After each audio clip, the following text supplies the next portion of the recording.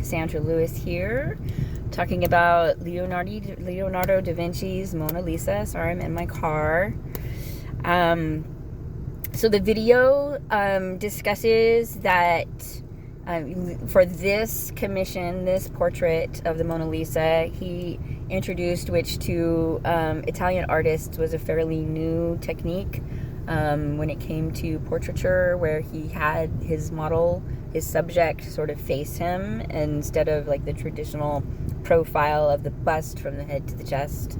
And that immediately introduced a lot of more realism and naturalness to the work, which, according to the video we watched, influenced many artists after that.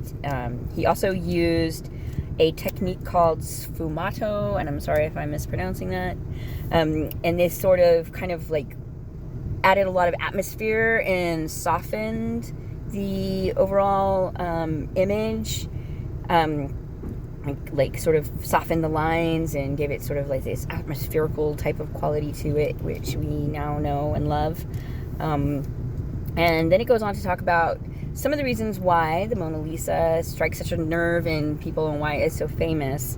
And they do mention that the aspect of mystery, and that there is like a tendency in our culture to be fascinated with mysterious women, and I think that's very interesting. But also, the Mona Lisa was stolen in 1900, and it garnered like international headlines, and I think that kind of probably had a lot to do with it becoming like sort of a mainstream cultural icon that it is today. And the Mona Lisa also has been the subject of many other artists. They mention Andy Warhol, and I am familiar with that piece that he does, and it's true. It's kind of become like a cultural icon that has become like its own like life, has its own, like, this painting has its own life. So I think, and I was wondering, like, the beginning of the video, like, how did the Mona Lisa end up at the Louvre? And they ended up explaining that to us. Leonardo da Vinci never gave this work to the merchant who commissioned him to paint it.